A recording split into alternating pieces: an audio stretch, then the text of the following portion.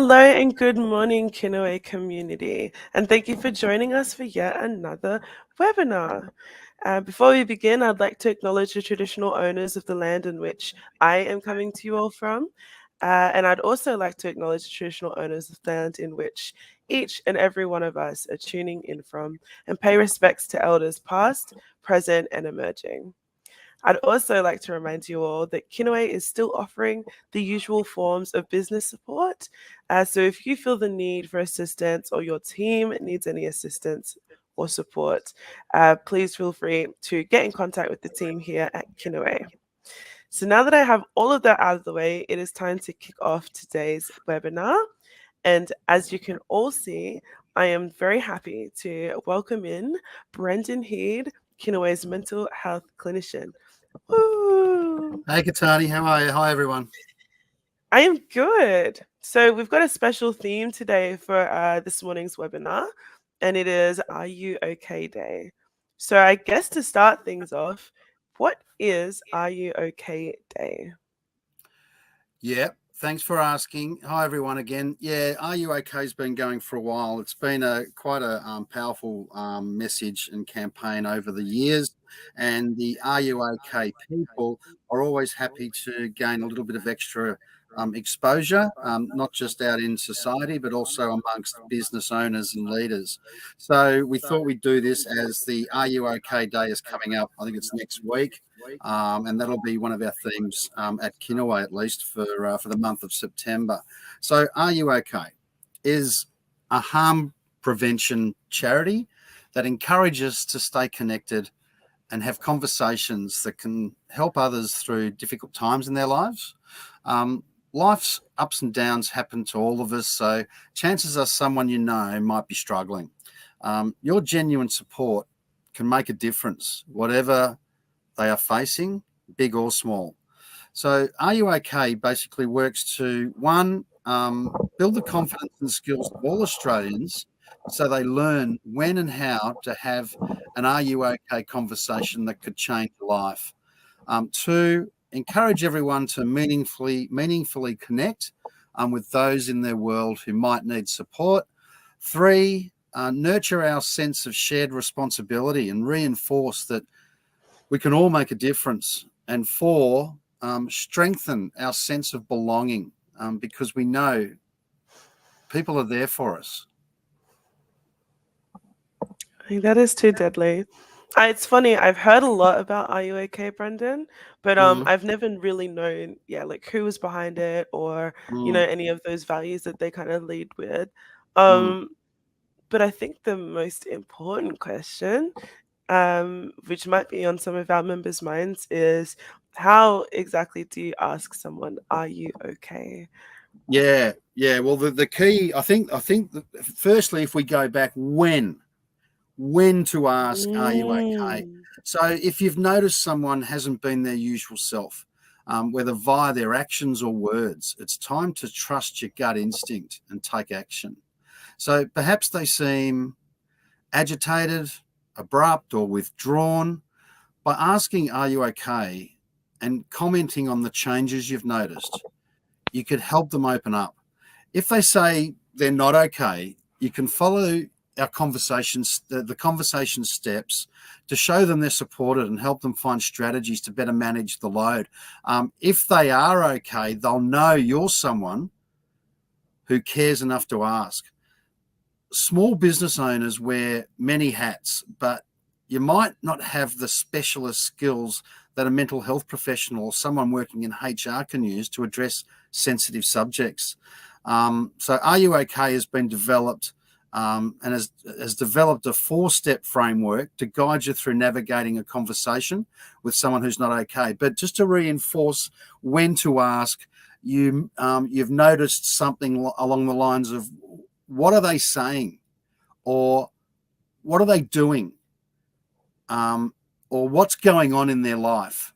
That's when we ask, Are you okay? Too deadly. Sorry, I've lost my mouse. Yeah, see, I say how, but yeah, I think my English got thrown out the window. I didn't mean to say when. Well, Uh-huh. I mentioned the 4 steps Mm. that they've got that Are You OK have got in their framework. So these are all about starting the conversation. Once you've recognised that someone in your team may be struggling or have genuine concerns for their well-being, it can be difficult to know how to begin the conversation. So Mm. before you can look out for others, Are You OK suggests you need to look out for yourself. And that's okay. If you're not in the right headspace or don't think you're the right person to have the conversation, try to think of someone else in their support network who could talk to them. To help you decide whether you're ready to start a meaningful conversation, ask yourself, are you ready? Are you in a good headspace? Are you willing to genuinely listen? And can you give as much time as needed? The second part of the 4-step framework is be prepared. Remember that you won't have all the answers, which is fine. And also, if someone is talking about personal struggles, this can be difficult, and you can get emotional, embarrassed, or even upset. So be prepared. Also, pick your moment. Have you chosen somewhere relatively private and informal? What time will be a good time for them to chat? Ideally, try and put aside at least an hour so you have ample time to have a meaningful chat. And if they can't talk when you approach them, ask them for a better time to have a chat. So obviously, you come up and say, look, are you okay? Do you want to have time? You got time for a chat? And they say, right, not right now. I always go to the theory of giving someone an option. Well, what about this afternoon? Is 2 o'clock or 3 o'clock better? And it gives person a chance to say, okay, well, that gives me a while, and they'll pick a time, and then that way, you've got a chance to have a chat with them later in the afternoon. So deciding where to have the conversation can be just as important as when and knowing what to say. In many small business environments, such as retail stores or building sites, there isn't private meeting space available. So consider getting a coffee, going for a walk, or grabbing a bite instead. And also, a change of environment away from other staff members can make someone feel more comfortable to opening up and expressing themselves. So Mm. what we might do, Katani, is we might play a video. I've got a 3 videos that I'd just like to share with everyone. They don't go for too long, but the first one I think we're going to show is one around. This is an Are You OK video, and it's about signs. So clearly, it's about what are the signs that we're looking for before we ask, "Are you OK?" Now here's the thing. Every morning, Kirsty and her mother drive past Col Brody's place. And every day, Kirsty waves to Col. And every day, without fail, Col waves back. So why didn't he wave back today? 20 years of amassing an amazing collection of rare albums, and today, Andy Chambers just gives them all away?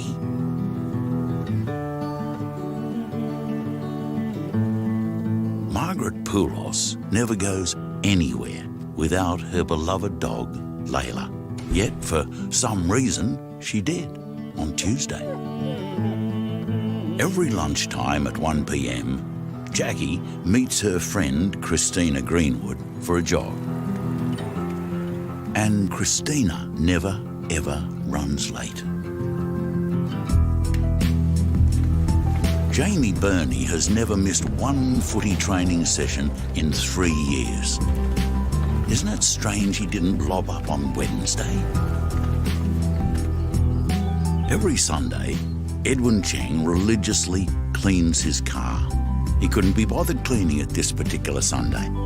Really? There's no way that Maria Costa would ever let anyone walk into her house dragging dirt behind them. But last Tuesday, she did that herself. If there's 2 things Simon Casey knows for sure, it's that 1, he'll eventually be bitten by a dog, again, and 2, that David Silver of 23 Carbon Street will, as always, be at his letterbox at exactly 2:30 to meet him. When you notice a change in someone's behaviour, no matter how small, trust your gut instinct. Ask, are you okay? And start a conversation that could change a life.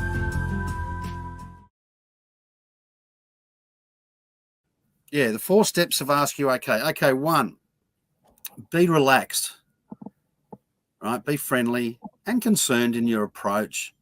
Help them open up by asking questions like how you're going or what's been happening.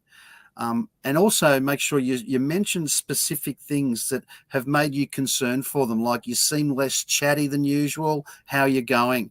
Or, if you've noticed that, they seem a bit irritated, you can say that, geez, you're kind of on a short fuse at the moment. Is there something going on? And if they don't want to talk, don't criticize them. Tell them you're still concerned about changes in their behavior and you care about them. But really try and avoid the confrontation, obviously. You could say, look, please call me if you ever want to have a chat, or is there someone else you'd rather talk to? Because sometimes without knowing it, it may be something personally, and another person might be a better option. So that's number 1 step, is asking, are you okay? The second step is listen with an open mind. Take what they say seriously and don't interrupt or rush the conversation.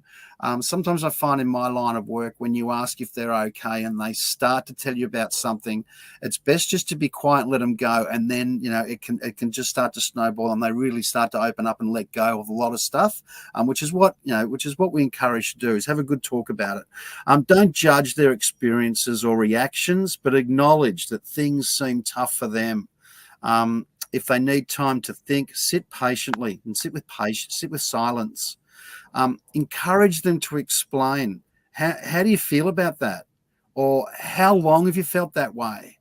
And of course, show that you've listened by repeating back what you've heard, in your own words, and ask if you've understood them properly. So those little comments like, so let me get this straight. You said, and it gives validation that they're being heard. So that's an important one, is to try and repeat back what you've heard. The third step is encourage action.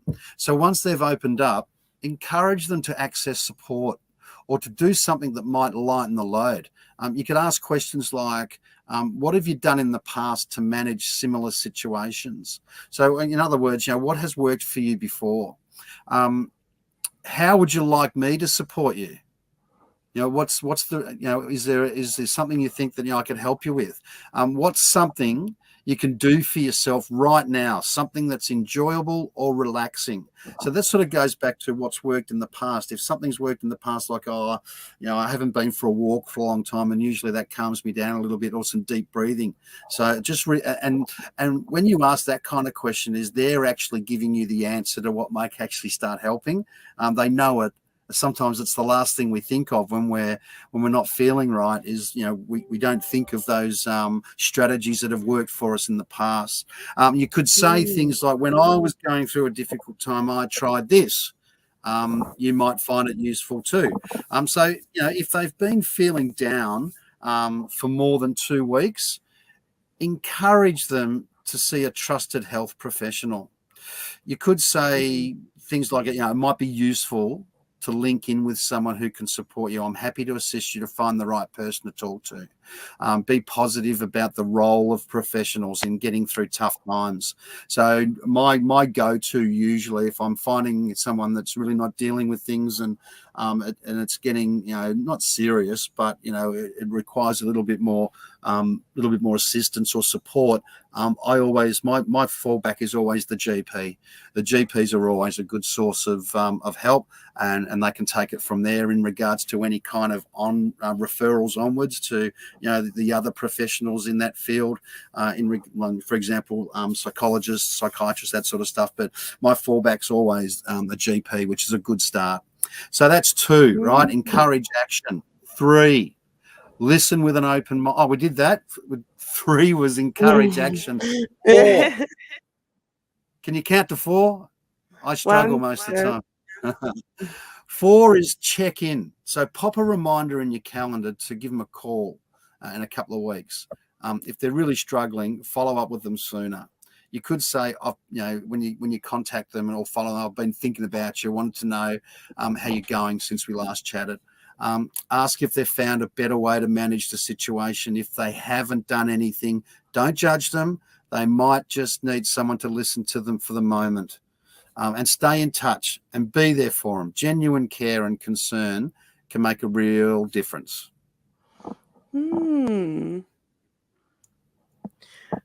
That is so deadly. Yeah. So do All right. we So have any more videos? I do. Why don't we play? There's the one, The Power of Conversation. Okay. I like that one. So we might just play that one, The Power of Conversation.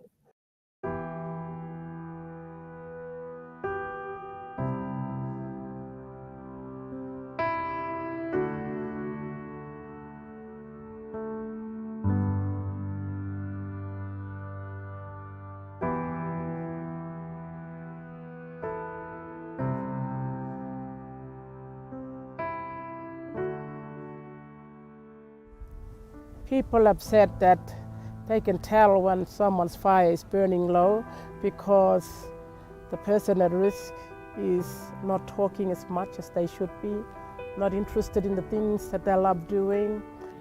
You battle with it. You don't know really what's going on. Because depression, in its most severe form, it cuts you, it strips you back, it strips you bare, and it leaves you really exposed. And I know what that's like. I didn't think I could ever be in that position. I didn't think that could ever impact on me. I thought I was immune to it. I can't remember when I didn't have depression. While people in the bush are really quite resilient, they do it tough quite a bit. Often they're working isolated and on their own in the paddock, and they isolate themselves, go off on their own. They're not talking much to anybody else. In Australia we have a huge suicide rate, and we have untold amounts of people now going through mental illness, and I think we have to remove this stigma so that these people can feel less alone. You need to understand those things, what's happening to that person at risk, and need to understand that you have a fire that you can use to light the fire of the person at risk of suicide. One of my colleagues actually came back to work after having her baby. I noticed some changes with her, and nobody else sort of picked anything up, but I went and spoke to her. I noticed she didn't seem to be herself. If you look hard enough at people, you can tell if there's something wrong. So, and are you okay? How simple are those words, just simple and straight to the point. Because some people don't want to tell you unless you ask. In fact, some people need to be asked if they're okay. And 9 times out of 10, you'll get an answer, whether it's no or yes, And it's a question that you really want to hear. You got to be prepared for the answer. How do we go about lighting a person's fire is getting alongside of them, talking with them, and even asking them how they're feeling. How are you? Look, I've noticed this. Why is this? Try and get some conversation happening, some dialogue, to get that person talk a bit more about themselves. You can actually just go up when they've got a quiet moment, maybe in the kitchen making a cuppa. Hi, how's things? How's life? How you travelling? How you going? What's happening? Yeah, too many youth think it's not cool to ask are you okay or to be there for one another, when really something as simple as asking are you okay can be the difference in saving someone's life. It's important to keep a check on your mates, to make sure that they're going through things and to let them know that they're not alone. Let them know that you've got the support and mates or family that you choose. We talk about everything and anything, and it's the best thing I ever did, because you're talking to someone that knows exactly what you're talking about. That's the power of the conversation, and it's liberating. It's liberating for you, and it's empowering for you to say, well, gee, I can make that much difference to an individual. And if you can make that much difference to an individual, And that individual then walks away thinking, hey, this is okay to talk about this stuff. I'm not the only one that goes through it. You know, all someone needs to do, friends, family or otherwise, is just pick up the phone and say, are you okay, mate? And that conversation can really make the difference. There's always going to be brighter days. It's just getting through that particular time and talk about it. Don't hold your emotions inside. Because all of us experience that in our lives. Watching out for each other, lighting each other's fire. Strength and resilience is what I hope for. My pledge is to go above and beyond my duties as a mate, to go out if someone's looking out of sorts, go ask them, how are you travelling, are you okay, what can I help, what can I do, and just to talk about it is such a relief to some people, to get that exposure or to get it off your chest. That can go a long way. These small things mean a lot to somebody that's depressed or broken down or going through a hard time.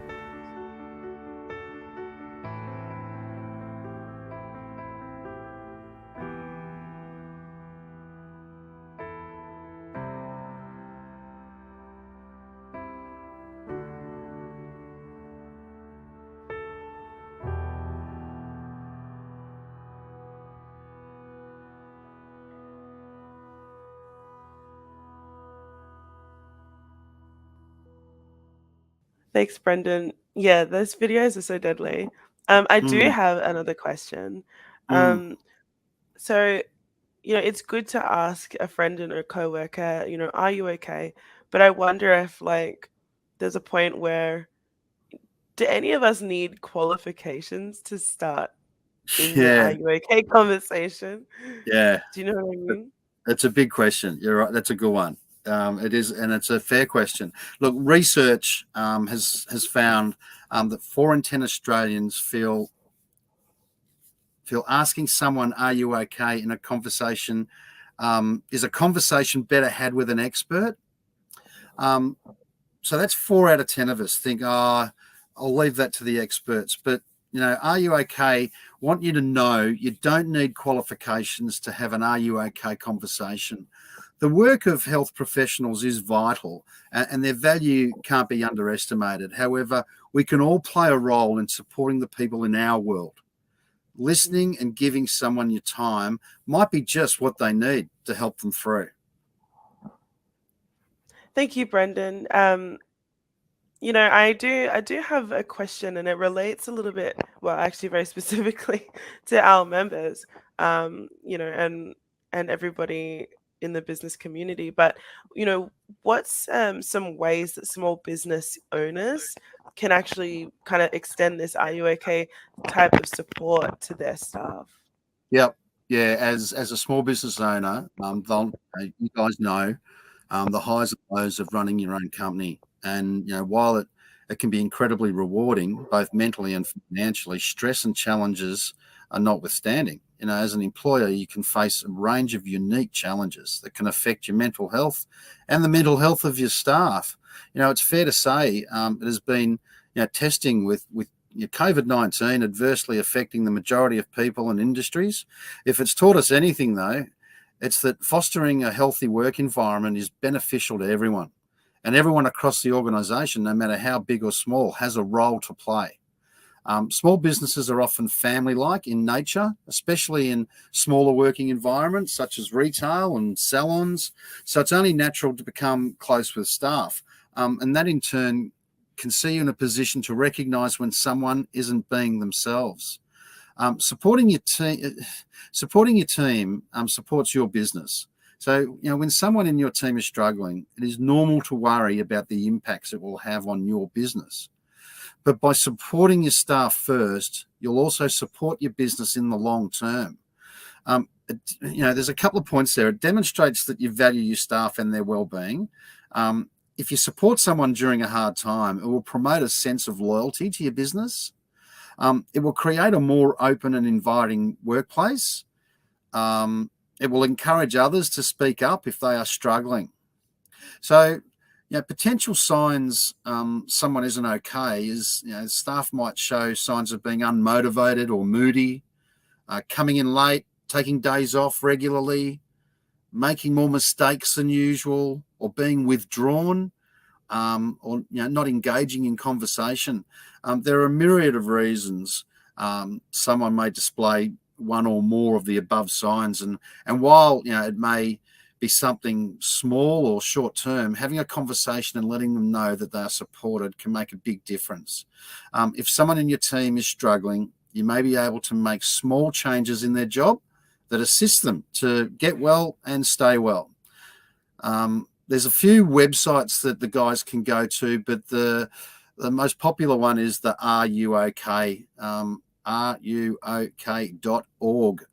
You have a look a bit more about bit more at that in regards to even some of the signs, keeping an eye out for the signs, because sometimes there are cases where you don't notice, and then something happens down the track, and we can beat ourselves up a bit and go, geez, how did I miss that? I didn't notice that.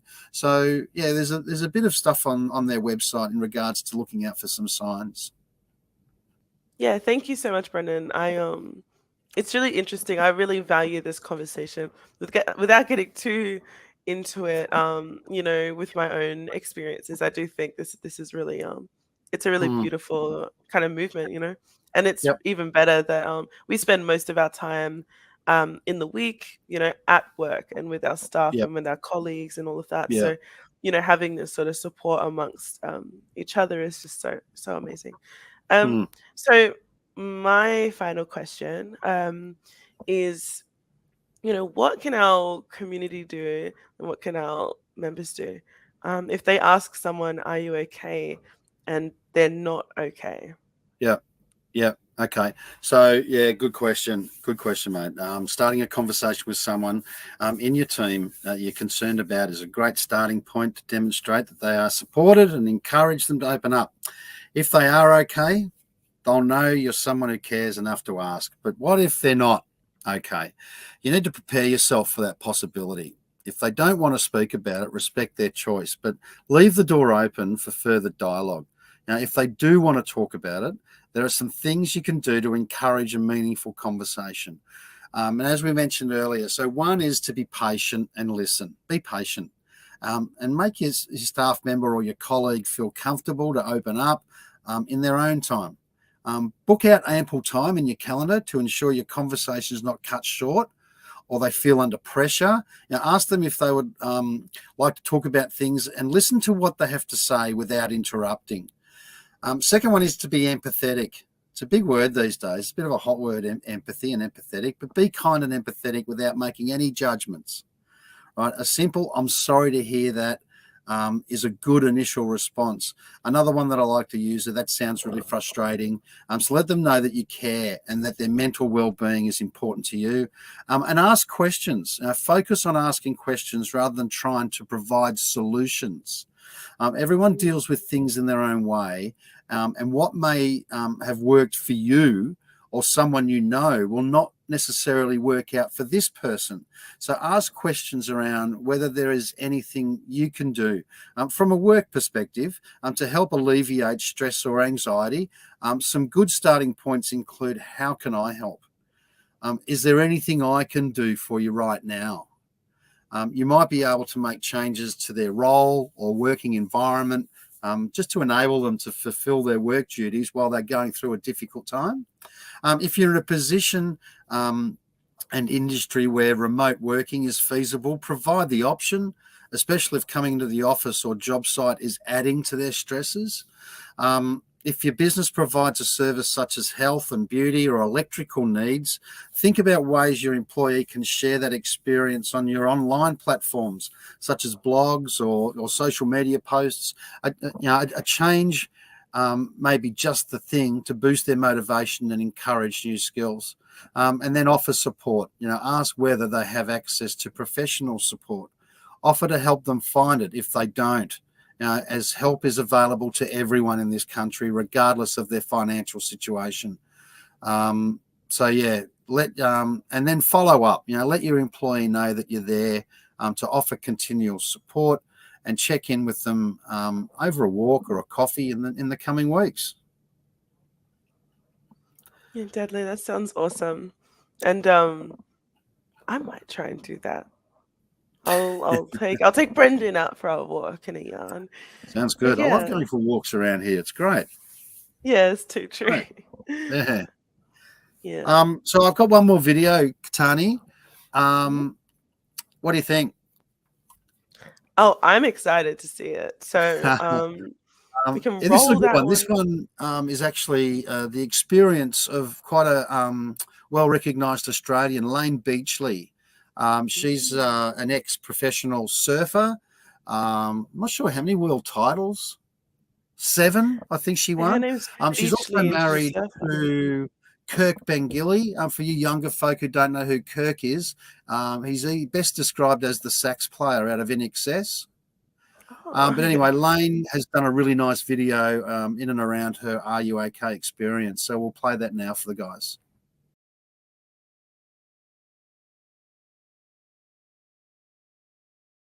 I started this year in a extremely dark, depressed state, in a place that was very uncomfortable, but a place that I wasn't really willing to look at myself. And one of the symptoms that I identified is that normally I'm a very social, sprightly person, and I didn't even want to speak to people. I didn't want to be seen. I didn't want to be communicated with. I just wanted to ostracize myself. I just wanted to stay stuck in my suffering. And I did everything I could possibly do to break myself out of it. I did gratitude journaling. I took myself down to the beach and went swimming in the ocean because that's my place of solace. But nothing broke the numbness. Nothing broke the depressive state that I found myself in. And then one afternoon I asked my husband Kirk, I said, you know, you don't seem to be communicating with me too much. You know, is there anything going on in your life that you need to tell me? And he goes, I'm absolutely fine. Maybe it's you that's not okay. And I just went, oh yeah, you've just put a mirror up in front of my face that I wasn't willing to look at. And I was just really grateful that he actually broke that in me, you know, and having someone say, maybe it's you that's not okay, that was really confronting, but it was also the moment that it shifted. And it was the moment where I looked at myself for a second and went, actually, you're right, I'm not okay. And there's something I need to do differently, because feeling this numb, feeling this state of depression is not normal, and it's not a very good place to find myself in. Everyone must look at me and go, well, you've got nothing to complain about, you know, you lived the high life, you've got 8 world titles, you've married a rock star, you live in a beautiful home on the beach. But even though I do my best to reconcile some of the challenges I go through, there's just days when I don't feel good, and there's days when I feel depressed, there's days when I go into deep, dark places, and I'm very fortunate that I have my husband Kirk or a couple of my best girlfriends who have the courage to ask whether I'm doing okay, but also just have that connection with me and have that understanding of knowing what to look for if I'm not okay. It was really valuable that first Kirk brought it to my attention, but then it continued to check in to make sure that I was still getting through it. It's not something you just wake up one day and went, okay, I'm depressed. Now you've told me that I need to address it. Okay, and tomorrow I'm fine. It takes time. It takes a series of processes, and it's different. There's not one size fits all approach to this. So Kirk checked in with me for at least 3 or 4 days to make sure I was processing it, and I still had the same level of emotion and fear and sadness that was associated from the first conversation. So I was grateful that he continued to check in with me, because if he didn't, then I'd kind of get away with it. You know, oh yeah, I'm sad and I'm depressed and I'm having a bad day, but it'll be okay. I'll get through it. Okay, good for you. Bye. But if he didn't keep checking in, then I may have gone back into a deep, dark place, and I can stay there for as long as I feel necessary to be there. So having the will to become the best in the world, I also have very strong will to keep myself isolated and ostracised and protected. I want to encourage everyone to take on the role of asking the question, are you okay? Don't wait till the middle of September to determine whether you need to reach out to anyone who you think's having a hard time. You're not an expert in helping people and fixing people, but you can be that vital support network to change someone's life just by asking the question, are you okay? And then listening to what the answer is. Encouraging them to take action, and then following up to make sure that they are doing whatever they can to get themselves on a better track. Every day is Are You OK Day.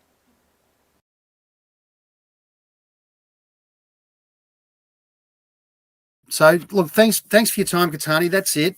For all our members and their staff, and also our business owners and their families. The wellbeing service that I'm here providing is available to you all. It is completely free. It's also, confidential and private. The number is on your screen, 1-800 Kinaway. It comes directly through to me. If you are, experiencing any hardship, stress and anxiety, or just need someone to talk to, I'm here for you guys Monday to Friday, 9 till 5. Please give us a call. I hope you enjoyed today and look forward to the next webinar, which I think is going to be next month. Not sure of the theme yet, but we'll work something out. But to all you guys, thanks for watching. And we'll see you next time on the next webinar. Yay, Brendan. I always love having Brendan come around to these webinars, and I appreciate you for joining me, Brendan, too. Welcome. But Welcome. But with that draws us to the end of today's webinar. And I would just like to thank Brendan himself again for jumping on here with me and taking the time to come and talk with us and all of you today. I know Brendan and I hope that all of you guys enjoyed today's webinar and felt a little bit more informed after hearing about some of these techniques and resources that Brendan has given us for Are You OK Day. Any relevant links or anything that Brendan shared or that I can find that'll help with this topic, I will include in this webinar today. And again, if you wish to catch up on previous if you wish to catch up on previous yarns like this one, feel free to jump on the Kinaway Facebook, LinkedIn, and YouTube channels, where you can access all of that good stuff. They are like archives of our webinars. If you want to see some more Brendan webinars, you'll find them on there. So yeah, thank you so much again, Brendan. And like Brendan said, I'd just like to remind you all, 1-800 Kinaway is our service. Brendan pitched it way better than I did just before, but I will have that number. I will have that number in the comments in the description below if you need to access it at any time. Just call it. But anyway, thank you again, everybody, and we will see you again next Friday. Brendan and I will see you again next month, and I hope you have a beautiful rest of your day. Thank you very much. Bye. Bye.